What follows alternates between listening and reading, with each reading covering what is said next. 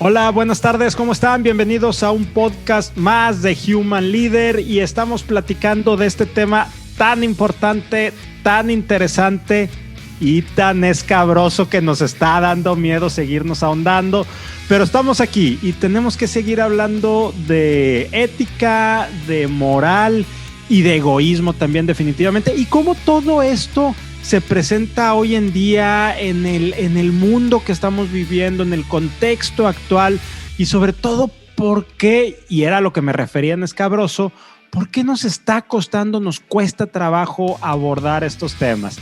Pero bueno, para entrar directo y empezar con este tema, quiero darle la bienvenida a nuestro invitado del día de hoy, Miguel Ángel. ¿Cómo estás? Buenas tardes. Buenas tardes, bien, gracias. Pues muchas gracias, Miguel Ángel, por acompañarnos. Y antes de entrar al tema que nos ocupa en este episodio, la primera pregunta para nosotros y siempre la más importante es: ¿quién eres tú? ¿Quién es Miguel Ángel Sánchez? Ok, gracias. Bueno, yo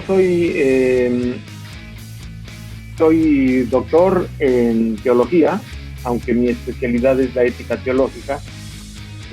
Yo soy académico del Departamento de Ciencias Religiosas de la Universidad Iberoamericana Ciudad de México.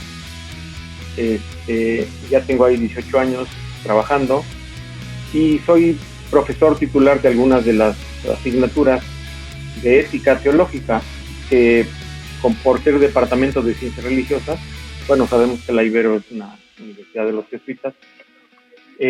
Yo ahí imparto esas materias a estudiantes, hombres y mujeres de teología.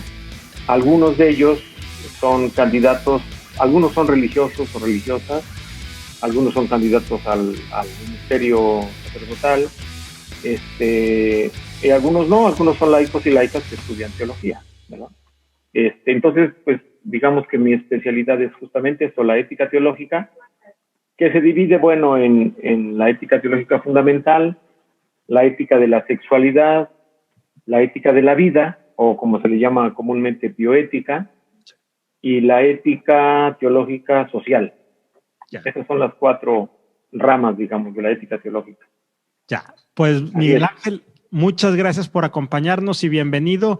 Y fíjate que esta distinción o separación que hiciste ahorita, me encantaría si pudiéramos abordarla, si primero nos pudieras compartir para arrancar de un contexto general, qué es la ética y luego por qué la ética va teniendo diferentes perspectivas o diferentes apellidos, como puede ser desde lo social, desde lo sexual, desde etcétera. Entonces, si nos pudieras ayudar a entender ese contexto, Miguel Ángel. Sí, bueno, en primer lugar, la ética, pues, es una cualidad humana, ¿verdad? Todos los seres humanos nos forjamos una ética y tenemos una ética. Hay que recordar que ética viene del griego ethos, que algunos lo traducen como carácter o modo de ser. Entonces todos tenemos un carácter y un modo de ser que se va forjando a través de nuestra historia personal. Y en ese carácter, en ese modo de ser, pues influye también la familia, la sociedad, la cultura, y dentro de la cultura, pues la religión, la educación, etcétera. Pero la ética no es, además de ser una cualidad humana, es también es un saber. Yo digo es un saber porque a lo mejor los científicos no estarían de acuerdo en decir que es una ciencia, ¿verdad?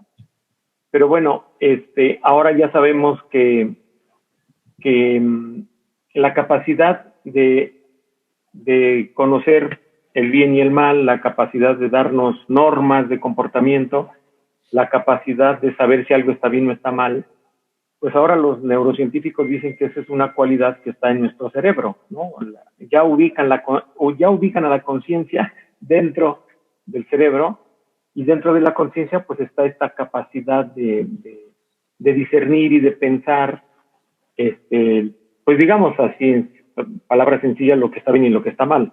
Sí. Ahora, la ética también es una disciplina filosófica, y como disciplina filosófica pues se discute, se piensa, se analizan autores, sobre todo filósofos, y en la perspectiva religiosa pues también se analizan teólogos dentro de la tradición, bueno, la que yo conozco sobre todo de la tradición cristiana, ¿verdad? Y propiamente católica. Y bueno, el término ética es también, es el nombre, yo diría el nombre secular de lo que, pues de este tema justamente, sobre lo que está bien, sobre lo que está mal. A mí también me gusta decir que la ética es la capacidad que tenemos los seres humanos de orientar nuestra existencia, de decidir y de pensar qué queremos hacer de nuestra vida, hacia dónde queremos ir.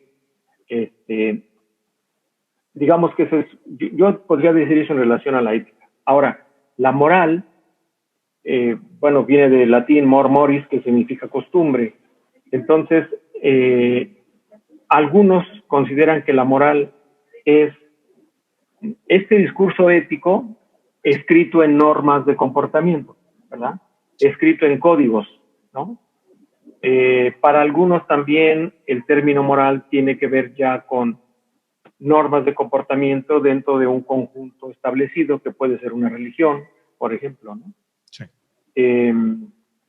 Aunque las dos están, yo creo que están íntimamente unidas, porque no puede haber una costumbre o una manera o un reglamento o una normatividad si antes no hubo un discurso ético que la pensara, que la organizara, ¿verdad?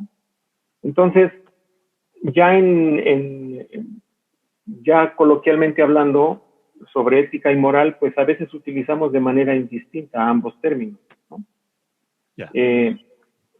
Ahora también hay que decir que el término moral tiene una connotación todavía muy religiosa. Se considera que la moral es algo propio de la religión. Y pues sí, digamos que sería como básicamente, ¿no? esa distinción. Ahora, ya hablar de los campos donde se aplica o donde se piensa la ética, pues por eso yo decía, uno es pues la ética fundamental, que trata de entender por qué existe la ética, qué es la ética, quiénes han sido los principales pensadores sobre la ética. Y una cosa que es muy importante, trata de responder a la pregunta sobre si es posible que los seres humanos establezcamos códigos que nos puedan servir a todos para la conducta, ¿verdad? Sí. Esa es otra cuestión también. Ya. Oye, Miguel Ángel, déjame te hago un par de preguntas hilando esto que nos estás diciendo. Y la primera es, ¿puede existir la ética y la moral fuera de la religión? O sea, ¿lo vemos fuera de la religión? Y si la respuesta es sí o es no, mi segunda pregunta que lo conecto es, ¿por qué siempre lo vemos tan relacionado con la religión, cualquiera que ésta sea?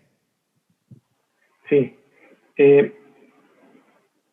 Como dije antes, la ética es una cualidad humana, ¿no? Que por el hecho de darnos cuenta, de pensar, tenemos capacidad de decidir. Entonces, digamos que el término ética ha venido desde la antigüedad, desde los griegos, ¿no? De hecho, Aristóteles tiene un libro que se llama Ética, ¿verdad?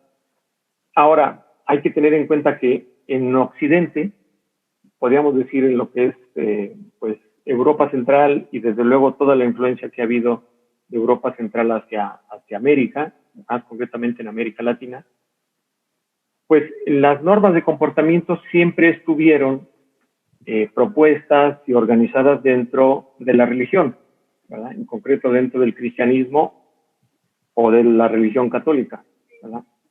Por esa razón es que durante siglos se pensó que no podía haber ética y no podía haber moral fuera de la religión, ¿no? Sí.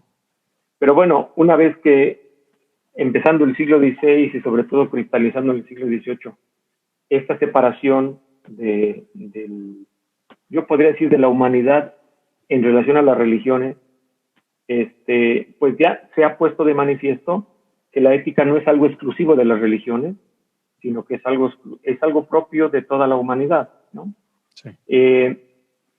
Por eso es que todavía encontramos conceptos éticos o nociones éticas o morales muy influenciadas por las religiones. Pero a nivel civil o como se dice a nivel secular, es decir, fuera de las religiones, cada vez es más común encontrar el papel y la importancia de la ética fuera de las religiones. De hecho, algunos proponen, yo lo propongo también en parte, que si vamos a hablar de ética, lo hagamos fuera de las religiones, porque va a ser muy difícil que si en la sociedad existen diferentes religiones, pues que entre las religiones se pongan de acuerdo sobre cuáles son las bases éticas. Eso es muy complicado. Entonces, por esa razón es que se dice, no, la ética civil, la ética secular, tiene que estar fundamentada o basada en la razón, aunque también en la razón hay diferentes razones, pero bueno, por lo menos fundamentada en la razón, buscar un piso común, ¿verdad? Uno de esos pisos comunes más importantes pues han sido los derechos humanos, ¿verdad? Sí. Inclusive las leyes civiles, las constituciones, tienen contenidos éticos muy fuertes y se busca, en la mayoría de los casos, que no intervengan ahí las religiones porque es difícil encontrar un acuerdo, ¿no? Ahora, también hay grupos y sectores que dicen, bueno, la base común la vamos a hacer a partir de la razón, de nuestra cultura, de nuestra identidad. No vamos a dejar fuera las religiones, ¿verdad? Al contrario, hay que invitarlas a que colaboren, porque justamente las religiones tienen una gran tradición ética. Sí. Pero no vamos a permitir, porque sería inmanejable, que las religiones controlen o que las religiones dirijan, porque no nos vamos a poner de acuerdo. Entonces, yo soy de la idea, por ejemplo, yo enseño ética teológica, es decir, la ética, sí, que es humana, vista desde la perspectiva cristiana, ¿no? ¿Qué puede agregar o qué puede decir el cristianismo o el catolicismo a la ética? Pero partiendo de la ética humana. Yo pongo el ejemplo, no hay matemáticas cristianas, hay matemáticas, ¿verdad? Lo mismo no hay ética cristiana, hay ética. Ahora, sobre las matemáticas, yo puedo hacer un discurso teológico, yo puedo hacer una interpretación, pero por ejemplo, yo puedo hacer una interpretación desde la Biblia, desde el Evangelio, desde una tradición religiosa, y yo creo que eso pasa igual como con la ética. Yo hago ética como una base racional, filosófica, y a partir de esa ética yo hago una interpretación desde lo que dice la Biblia, desde lo que dice la tradición cristiana, desde lo que dicen teólogos como Santo Tomás de Aquino, como teólogos del siglo pasado, Karl Rahner, o inclusive teólogos que han escrito libros de ética teológica. Ahora, ahí es donde está una de las dificultades, ¿no? Que hay personas que piensan que fuera de la religión no puede haber ética y que insisten en que la ética tiene que tener las características religiosas. Y también hay que decirlo, hay un sector, sobre todo más secular, que no quiere nada que ver con la religión, ¿no? Y que dicen, si vamos a hablar de ética, no vamos a aceptar siquiera aquellos aspectos positivos que pueden agregar las religiones. Yo creo que lo ideal sería pues buscar un diálogo, ¿verdad? Un diálogo donde podamos ponernos de acuerdo y que cada quien ya en lo particular pues viva de acuerdo a sus principios que puedan ser religiosos, pero que tengan una base ética. Ya. Oye, me están surgiendo muchísimas preguntas. Voy a tratar de poner. No habías hablado de una segunda pregunta, pero yo no sé si ya la incluí en la primera. No. Definitivamente ahí quedó y me están surgiendo otras adicionales porque mira, una pregunta corta antes de moverme a la ética desde la perspectiva secular o civil. Bueno, empecemos con la de la ética, para conectarla mejor con la de la ética secular. ¿Por qué nos cuesta tanto trabajo hablar de ética fuera de religión? O dicho de otra manera, ¿por qué nadie está hablando de ética? ¿Por qué es tan complejo traer temas éticos y de repente nos da miedo, desconocimiento? Déjame te cuento, Miguel Ángel, cuando yo empecé a preparar esta serie de episodios que estamos transmitiendo durante el mes de mayo, busqué gente que quisiera hablar de ética, de moral, de egoísmo, y me decían, no, eso necesitas o un filósofo o necesitas un religioso, pero no, yo no puedo tocar eso. Entonces, creo, por lo que nos estás diciendo, que desde este aspecto secular todos deberíamos de poder estar inmersos y poder hablar con libertad y poder entender, porque también así se va creando el pensamiento, se va construyendo el pensamiento y esos acuerdos que tú dices de lo que es la ética y cuáles son los principios morales que nos están rigiendo, ¿verdad? Entonces, la pregunta puntual es, ¿por qué esa dificultad de quienes no estamos inmersos en el mundo filosófico, ético, moral, académico, no podemos hablar de estos temas? Pues yo creo que hay varias razones. Una de las que me vienen a la mente y que puede ser de las más importantes es porque, como decía yo antes, durante siglos las religiones manejaron y establecieron y organizaron la ética y la moral, ¿no? Sí. Pero en muchos casos, pues eran éticas o morales muy restrictivas, muy cerradas, muy dominantes, ¿no? Diríamos hegemónicas, ¿verdad? Y como, por ejemplo, en el caso de México, pues prácticamente hasta la llegada de Benito Juárez, hasta las leyes de reforma, pues la Iglesia Católica prácticamente dominaba, pues, la parte ética, ¿no? Sí. Por ejemplo, se decía, una persona que se suicida comete un pecado y no puede ser sepultada en sagrado, como se decía, ¿no? Es decir, dentro del atrio de la iglesia no la podemos sepultar porque cometió un pecado grave, ¿no? Y entonces, pues, los familiares del difunto veían qué hacían, ¿verdad? Porque no se podía sepultar en sagrado. Llegan a leyes de reforma y dicen, a ver, no, los panteones los va a organizar el Estado, ¿verdad? Entonces, ¿qué se necesita para que se sepulte a alguien en los panteones que ya no van a estar en los atrios de las iglesias, van a estar afuera, ¿no? ¿Qué se necesita? Pues, en primer lugar, bueno, se necesita el muerto, pero también se necesita, pues, los nombres, sus datos, que se compruebe que no murió de una muerte que haya sido una violación a la ley, y que paguen y se sepulta, sí. Y punto, ¿verdad? Entonces, yo creo que hay gente a la que no le gusta hablar, por ejemplo, sobre todo a los jóvenes, no les gusta hablar de ética o de moral porque tienen la idea, o tenemos la idea de que vamos a hablar de lo prohibido, sí. Vamos a hablar de lo que no se puede, vamos a hacer los aguafiestas, ¿no? Yo creo que en parte es por eso. Y por otro lado, porque, y yo esto lo digo más en el terreno de lo secular, yo no sé hasta qué punto sea una razón el que la ética pues pertenece a las humanidades, ¿no?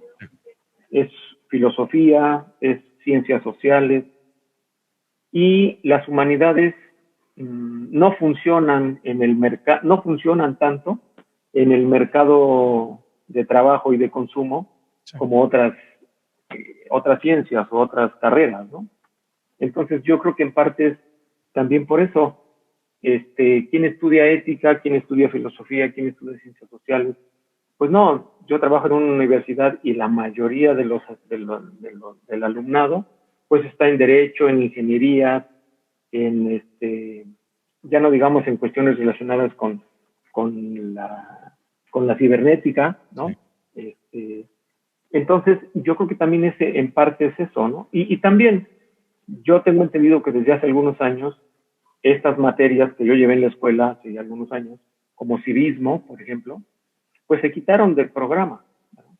Entonces, haces a un lado la ética, haces a un lado pues sí, estas corrientes que nos ayudan a pensar, que nos ayudan a darnos cuenta de que no todo lo que podemos hacer está permitido porque hay cosas que nos pueden destruir, ¿no? Y yo creo que esa es una de las razones. Sin embargo, yo he notado que cuando hay crisis sociales, resurge el tema de la ética, ¿verdad? ¿Por qué? Digo, yo lo he visto, de lo que yo me acuerdo de las crisis económicas o de las crisis sociales, ¿no? Yo recuerdo, por ejemplo, ante el problema del narcotráfico, que el problema del narcotráfico es la politización del narcotráfico, sí, ¿no? El hecho de que haya masacres fosas clandestinas, etcétera, etcétera. Cuando esto empezó, pues había gente que decía, a ver, pero ¿por qué está sucediendo esto? ¿Qué hemos hecho o qué hemos dejado de hacer para llegar aquí? Y en muchos casos la respuesta es, pues es que no hay ética. O sea, la ética es la base del derecho también, ¿no? Entonces, al no haber Estado de Derecho, cada quien hace lo que quiere y obviamente que las crisis pues nos estallan, ¿no? Entonces, por ejemplo, ahorita con lo de la pandemia, yo recuerdo cuando comenzó, que se empezaba a hablar, por ahí alguien de la UNAM me parece que sacó esto de un código de ética, ¿no? Sí. Sobre qué hacer en caso de que tengas, qué hacen los médicos en caso de que tengan muchos enfermos y no haya medios de atención para todos. ¿Quién va a decidir, no?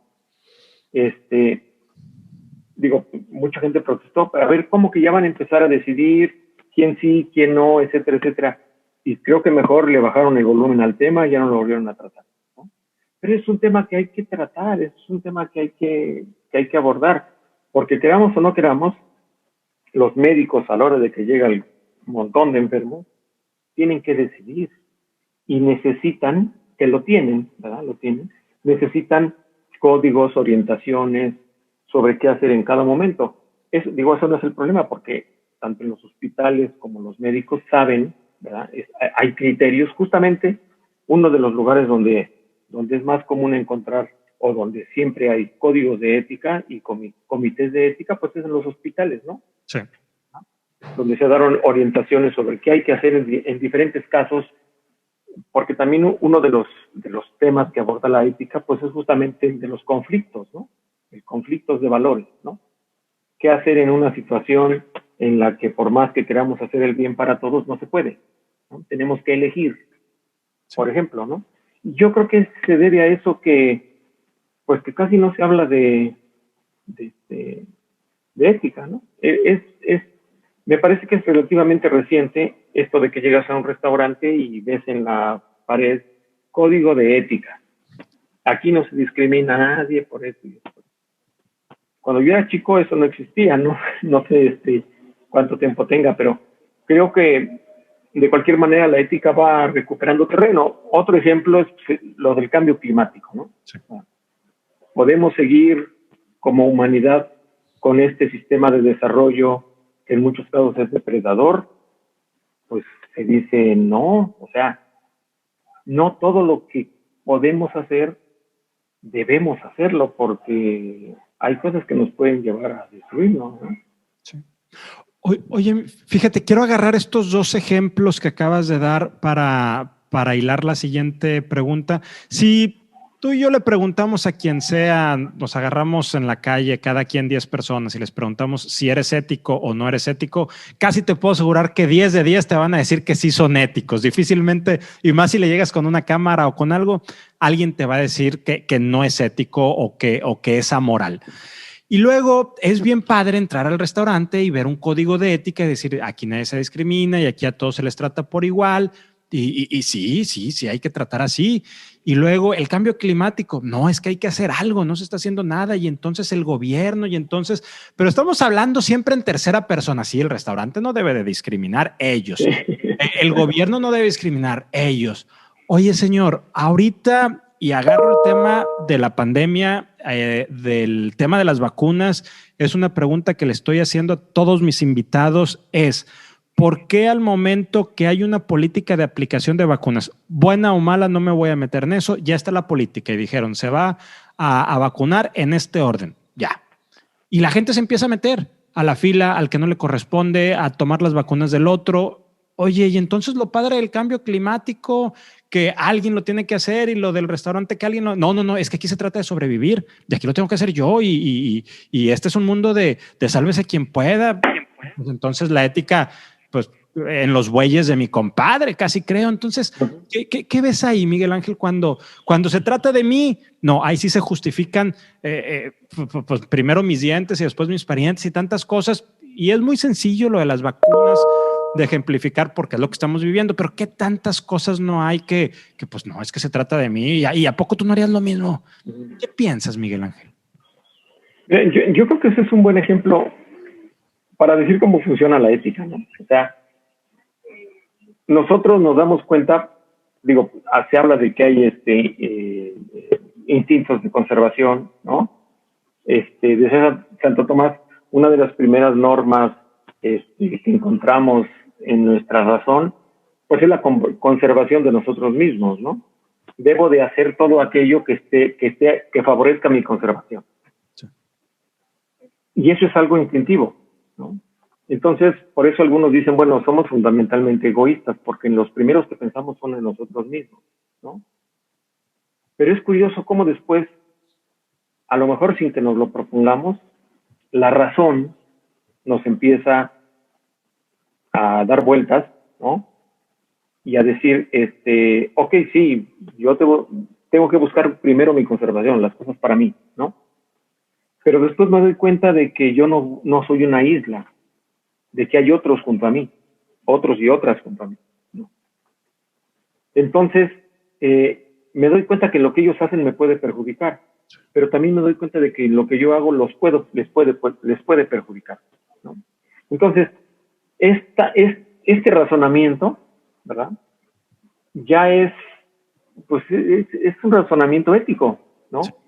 De tal manera que yo me puedo dar cuenta, digo, no, a ver, para que yo esté bien, necesito que el otro esté bien, ¿no? Porque lo que haga el otro me puede afectar a mí, y lo que yo haga le puede afectar al otro. Entonces, claro que mi instinto me dice primero tú, primero tú, primero tú, pero llega un momento en que la razón te dice, a ver, tú y los otros, y después a lo mejor los otros y tú, ¿verdad? Yo creo que esa es parte yo creo que nuestra razón es capaz de eso, ¿verdad? Pero también, pues en eso interviene la tradición que tenemos, y por tradición me refiero a la educación, ¿no? Sí. En la escuela nos enseñan justamente esto, que no solamente pensemos en nosotros mismos, sino que pensemos en nosotros, ¿no? Sí. Y yo creo que ahí sí hace falta, pues como en toda disciplina, pues hace falta formarnos, educarnos y entrenarnos, ¿verdad? Sí. Para que no solamente pensando en nosotros mismos, sino pensando en nosotros. Esta frase que se dice ahora del cubrebocas, que también ha sido un problema, ¿no? Una discusión, esa de tú me cuidas y yo te cuido. Y si tú me cuidas y yo te cuido, nos cuidamos y entonces no nos enfermamos. Eso es un principio ético, o sea, eso no es filosofía del espacio, ¿no? Sí. Esas son cosas muy, muy concretas. Yo creo que justamente lo que hace falta es, pues, promover este tipo de razonamientos, este tipo de pensamientos, ¿no? Ya. Y ser cada día más conscientes de que pues, estamos en el planeta y la vida del planeta significa nuestra vida y que depende de todos. Y yo creo que eso es algo en lo que las sociedades van cambiando, ¿no? Al principio nos creíamos el centro del mundo, al principio creíamos que podíamos hacer lo que quisiéramos con el planeta, no nos lo íbamos a acabar. Pero ahora la realidad nos está diciendo lo contrario, ¿no? Sí. Y nuestra razón nos está diciendo, tenemos que pensar cómo hacerle, porque si seguimos así, por lo menos la vida como la conocemos puede cambiar y puede destruirse inclusive, ¿no? Me encanta lo que estoy escuchando, lo que nos estás compartiendo, Miguel Ángel. Me muevo un poco de tema, pero siguiendo hablando de ética y de moral. Hace un par de meses me invitaban a escribir un artículo acerca de cuál debía ser el futuro de las universidades, pero visto desde el punto de vista de los empleadores. Entonces, no visto desde adentro, sino ya desde afuera como empleador. Entonces, la reflexión a la que yo llegué es que el futuro del trabajo tiene que ver mucho con las tecnologías, aunque las tecnologías siempre han sido el futuro del trabajo desde la revolución industrial. Ahorita puntualmente nos estamos enfrentando a que por primera vez en la historia de la humanidad la tecnología está tomando decisiones por nosotros. No solamente es un auxiliar para hacer trabajos mecánicos, ¿verdad? O procesos, es la toma de decisiones. Entonces, Sí, sí, mucho lo vemos en los hospitales. Tú ya ahorita abordaste cómo se tienen esos comités de bioética para tomar las decisiones que haya que tomar por una emergencia o a raíz de que una máquina te está diciendo que hagas tal o cual cosa. Pero esto lo podemos ver en juzgados, lo podemos ver en procesos de contratación, lo podemos ver en cualquier ámbito donde la inteligencia artificial, donde todas estas tecnologías toman decisiones. Entonces, el racional que yo estaba viendo en ese momento es, ¿no deberían las universidades empezar a tener un énfasis mucho más profundo con sus estudiantes en temas de ética precisamente y de moral y de principios filosóficos para retar esas decisiones? Porque hay dos cosas. Uno, está quien alimenta los algoritmos de la inteligencia artificial que hace que tomen las decisiones. Hay un sesgo implícito. Pero también por el otro lado está quien va a recibir ya la información de esa inteligencia artificial, cómo la va a ejecutar.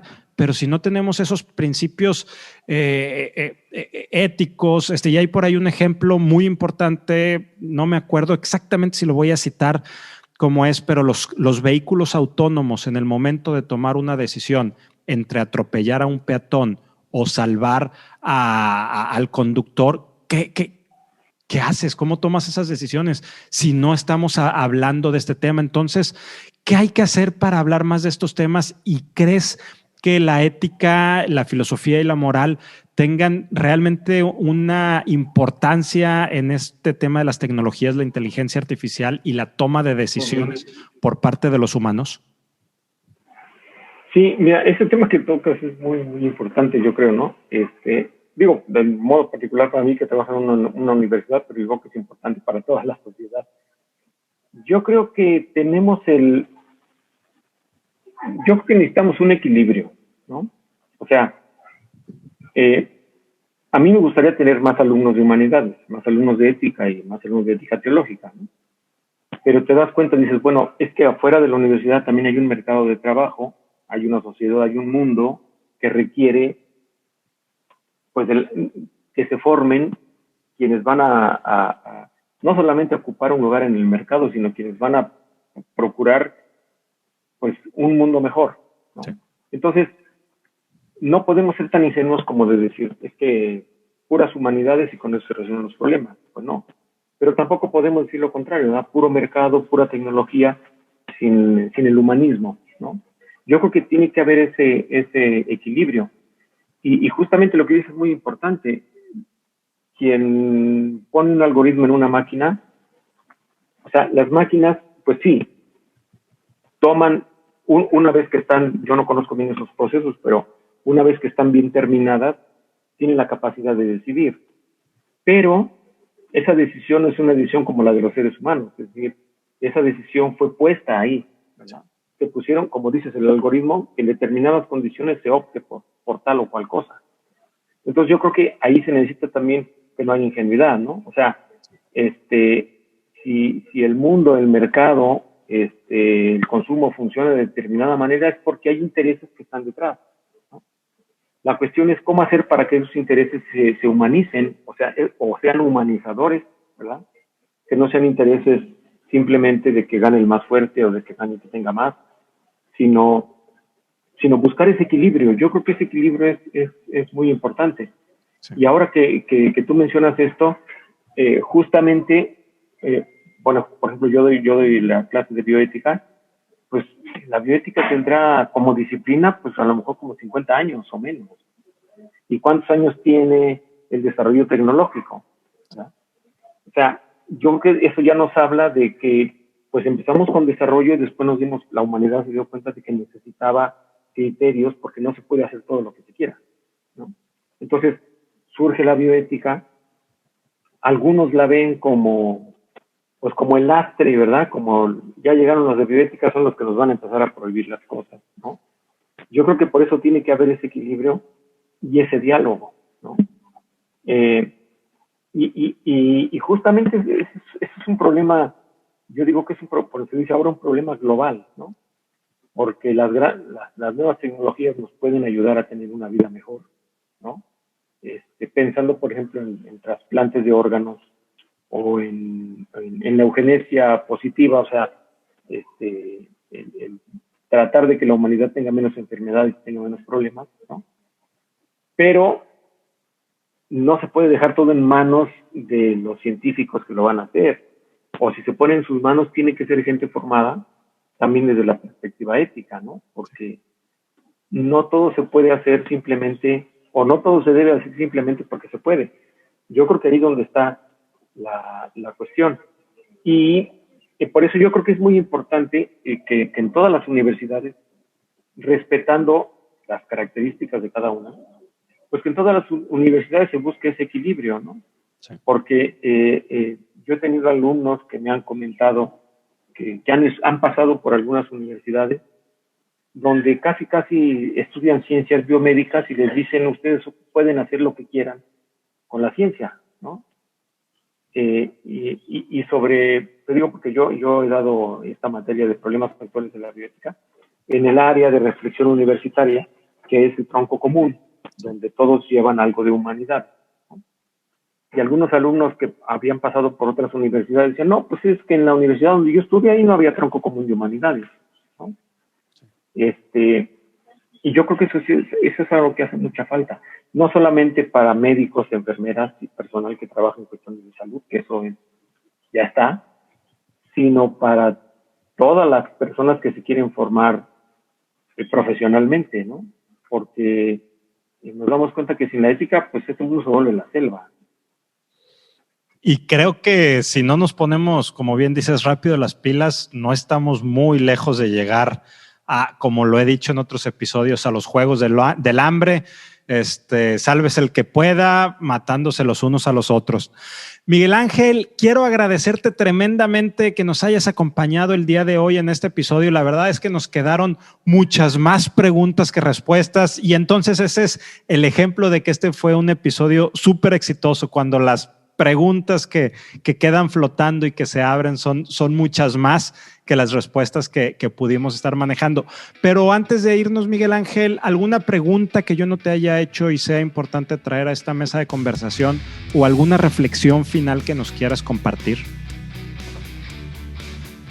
No, pues solamente agradecerte la oportunidad. Yo creo que estos temas son de los que hay que hablar con mucha frecuencia. Yo diría que siempre, ¿no?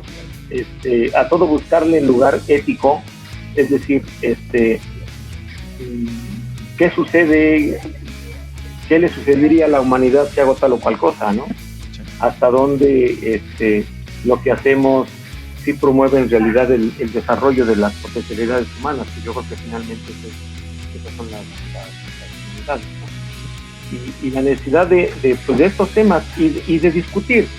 Yo no creo que la opción sea dar normas, imponer, enseñar normas, ¿no? Que las puede haber, sino más bien discutir, ¿no? Tratar de llegar a acuerdos, que es posible.